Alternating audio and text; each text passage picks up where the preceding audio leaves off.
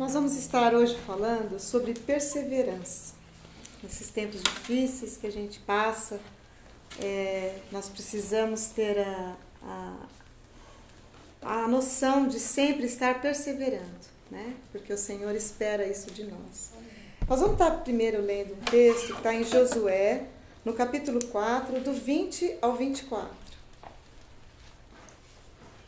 E as 12 pedras que tinham tomado do Jordão, levantou Josué em Gilgal, e falou aos filhos de Israel, dizendo: Quando no futuro vossos filhos perguntarem aos seus pais, dizendo: Que significam essas pedras?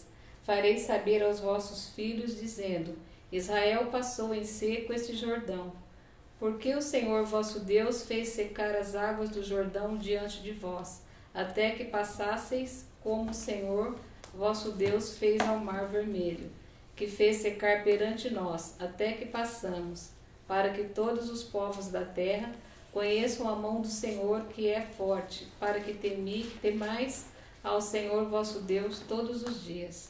Amém. A gente vê aí nessa passagem, né? É uma passagem do Antigo Testamento. Se vocês quiserem estar uma hora lendo o livro todo de Josué, que é um livro muito rico das providências, do consolo, do conforto, do acompanhamento assim, de Deus na vida dele, né? Mas eu peguei esse trecho e eu queria só assim falar assim que aquele povo, eles precisavam cruzar o Rio Jordão com a Arca de Deus, né? E ali Deus abriu o rio e eles passaram em seco. E Deus pediu, foi um milagre, foi um acontecimento maravilhoso, né? E Deus pede para que eles coloquem ali 12 pedras e façam um monumento, para que esse acontecimento nunca fosse esquecido. E até os dias de hoje está ali. Está até o dia de hoje lá, para que seja uma marca, né, daquilo que Deus fez, das maravilhas. Nós não vamos estar entrando em detalhes desse tempo.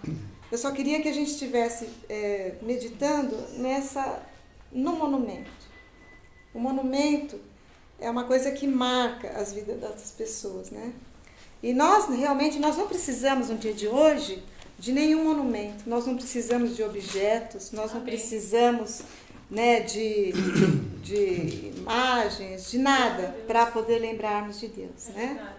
Mas Deus, Ele quer que nós lembremos dos feitos dEle, das maravilhas dEle. E que sejam marcos para que nós possamos falar, não só para os que estão ao nosso redor, testemunhar, mas para que gerações venham a conhecer.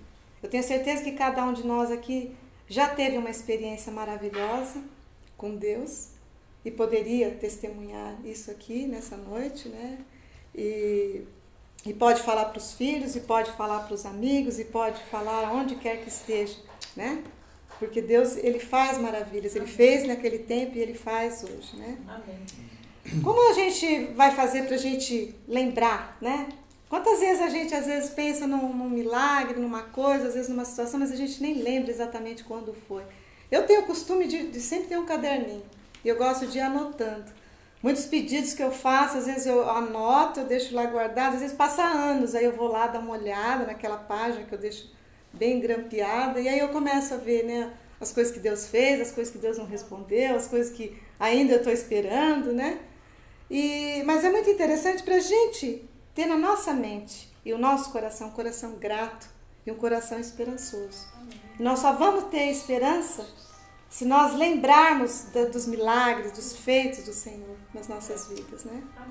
Tem um texto na Bíblia que fala muito sobre isso, que ilustra muito bem essa situação, que está lá em Romanos. Diz assim: Não somente isto, mas também nos gloriamos nas tribulações, sabendo que a tribulação produz perseverança, e a perseverança, experiência, e a experiência, esperança. Amém. Amém. Pode parecer, né, que o cristão, ele é bobo, ele gosta de sofrer, então, porque aqui está falando assim, porque nós também nos gloriamos nas tribulações, né? Mas Deus aí, Ele faz um esquema para a gente entender, é uma sequência de situações que realmente, depois nós vamos entender que nós realmente precisamos nos gloriar nas tribulações. Então, por que nós vamos nos alegrar com as tribulações, com as dificuldades? Quando nós estamos atribulados, nós buscamos mais a Deus, né? E nós buscamos, e é hoje, é amanhã, e é daqui a pouco, a gente ora de manhã, de tarde e de noite, né? Porque nós estamos gritando por socorro, nós estamos ali atribulados, então nós precisamos muito do Senhor, né? E quando nós o buscamos mais, com constância, com confiança, o Senhor se agrada de nós. E quando o Senhor se agrada de nós, porque nós estamos sendo perseverantes, o Senhor vem e nos dá experiências. E essas experiências podem ser resoluções de problemas, podem ser providências, pode às vezes até ser um não, pode ser um milagre, né? A gente sabe que Deus responde de 3 formas: não, sim ou espere, né? Nós vivemos uma experiência de não que realmente foi muito interessante, assim, há mais de 20 anos atrás. Nós queríamos transferência, nós moramos aqui em Bauru e nós queríamos ser transferidos para Campo Grande. Eu achava que lá eu iria viver melhor, que minha mãe estava lá, morava lá. E a gente oramos muito, mas começamos a procurar pessoas influentes para que essa transferência acontecesse, né? E não aconteceu. Realmente nós chegamos a conhecer pessoas que realmente poderiam ter conseguido. Mas até um dia que a gente entendeu que Deus não queria. E passou 2 anos, o trabalho nosso que nós iríamos lá, a transferência, a agência que era lá de Campo Grande, ela foi fechada. Os funcionários foram todos demitidos. Somente aqueles que puderam ser aposentados ou transferidos, né, foram beneficiados, mas a maioria foi demitida, né? Então, assim, se fosse nós provavelmente nós estaríamos sem emprego na época.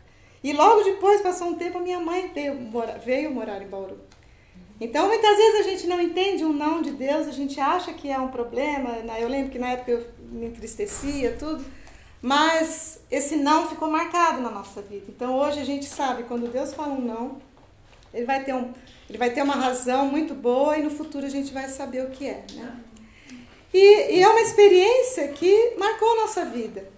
E quando acontecem essas experiências, o nosso coração se transforma num coração esperançoso. Porque você sabe que quando vier uma nova experiência, uma nova tribulação, um novo problema, você sabe que como o Senhor resolveu ali, como o Senhor veio com a providência dele, como o Senhor curou, fez milagres e tantas coisas que ele faz a cada dia, ele vai fazer também agora. Da forma dele, da forma como ele quer, né, que nós temos que ser submissos, né? E isso é o que traz para nós a esperança. E a esperança, ela faz a gente ser forte. E a esperança faz a gente testemunhar. Porque, podem ver, cada problema muitas vezes que a gente passa, no futuro vem uma pessoa que está vivendo um problema bem parecido com o nosso. Quando ela vem nos buscar para compartilhar, nós sabemos como falar desse Deus, como Deus resolveu o nosso problema. Pode ser que Deus não resolva da mesma forma para ela, mas a gente sabe que Deus irá agir de alguma forma de bênção, né? Porque Deus ele só age ao nosso favor. Existem pessoas que, por exemplo, têm muitas experiências com Deus, mas normalmente se esquece disso. Normalmente, num próximo problema, ela já começa a murmurar, ela já começa a duvidar, ela já começa a se angustiar e esquece o que Deus já fez, né? E às vezes a ansiedade toma conta da pessoa, né? Hoje à tarde mesmo, quando eu recebi uma notícia de uma situação minha profissional, eu fiquei muito nervosa e eu lembrei da palavra que a gente iria estar compartilhando nesse dia, né? E eu pensei, Senhor, essa mensagem em primeiro lugar é para mim, né? Porque eu preciso lembrar de todas as coisas que o Senhor já fez para mim, todo o seu cuidado, todo o seu amor, toda a sua misericórdia, toda a sua providência, né? E eu sei que qualquer coisa, qualquer resposta sua, com certeza vai ser o melhor para mim. E é o melhor para cada um de nós, né? Então, assim, normalmente, como a gente é esquecido, anotem. Não deixem de anotar. Não deixem de compartilhar. Você viveu um milagre, você viveu uma solução maravilhosa, conte, reparta isso, testemunhe.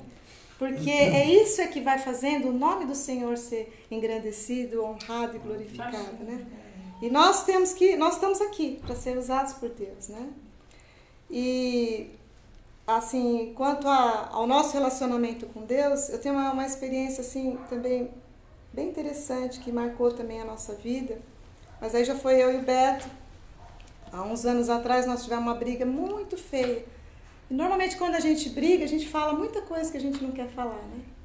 E eu lembro que eu fiquei tão triste, que eu falei, não, a gente não vai mais ficar junto. Não tem mais possibilidade nenhuma da gente estar juntos. E aí eu comecei a orar para Deus, né? Porque é uma situação muito terrível, né? Assim, para mim, separação é terrível. E aí eu comecei e veio um texto muito lindo, que está em Lamentações 3, no capítulo 3, versículo 21. Pode ler? Todavia, lembro-me também do que me pode dar esperança. Amém. Aquilo ali eu comecei a pensar em toda a minha vida com o Beto. Nós vamos fazer esse ano 33 anos de casado, né? E eu comecei a pensar nas coisas boas que ele tinha feito para mim, né? Eu já passei por várias situações de enfermidade, e eu comecei a lembrar do cuidado dele, né? Que ele tinha comigo, com a nossa casa, com a nossa família, com a minha vida em si, né? E aquilo foi tocando meu coração, foi reacendendo. Eu falei assim, nossa, isso aí não é verdade, né? Isso aí não tem nada a ver. E aí eu até escrevi para ele uma carta e eu coloquei para ele, eu falei, hoje eu quero fazer um memorial da nossa vida, né? E eu vou colocar aqui tudo, mais ou menos, a gente nunca consegue lembrar tudo de bom, mas eu falei assim, eu quero pôr aqui o máximo que eu conseguir. Amém. Das coisas boas que você fez para mim, porque eu quero que o nosso relacionamento seja totalmente reestruturado, né? Restaurado por Deus. E Deus, Ele quer isso de nós. Muitas vezes nós estamos ali, bem com Deus, louvando, cantando, vivendo. Mas aí vem uma situação difícil, uma situação de luta, de adversidade muito grande, a gente se revolta, a gente se entristece, a gente começa a fé, a gente começa a esmorecer. Muitas vezes, realmente, nós vivemos numa fase que nós estamos, muita luta, é muita coisa que às vezes parece que vai sucumbir a nossa vida, né? Mas é nessa hora que você tem que olhar para o Senhor e pensar, Senhor, o Senhor fez isso, o Senhor fez aquilo, aquela situação o Senhor tirou. E lembrar, fazemos marcos na nossa vida, nós precisamos ter marcos, porque nos momentos difíceis é onde esses marcos vão ser um monumento. Nós não precisamos ter pedras, não precisamos ter nada físico aqui, mas o nosso coração vai ser um monumento de fortaleza, de gratidão, de amor por Deus e de confiança. Porque Jesus falou que nós não iríamos ter uma vida tranquila aqui, que nós iríamos ser atribulados, que nós iríamos sofrer muitas coisas, né? Mas que Ele venceu o mundo e nós também vamos vencer. Amém? E por que nós temos que ser gratos a eles e confiantes? Tem lá uma palavra muito linda que fala em Hebreus, no capítulo 10, o versículo 38 e 39. Mas o justo viverá da fé, e se ele recuar, a minha alma não tem prazer nele. Nós, porém, não somos daqueles que se retiram para a perdição, mas daqueles que creem para a conservação da alma. Amém. Amém. Se nós perdemos a nossa fé, nós estamos condenados. Mas se nós reacendermos a nossa fé, vivermos perseverantes e confiantes, o Senhor se agrada de nós, o Senhor nos dá experiências, né? O Senhor olha para nós e continua a caminhar conosco, né? Assim como Ele fez com Josué, com todo aquele povo, e como Ele tem feito por todas as gerações, porque hoje nós conhecemos a Jesus, porque foram feitos marcos, porque as pessoas foram falando de gerações em gerações das maravilhas e dos feitos do Senhor.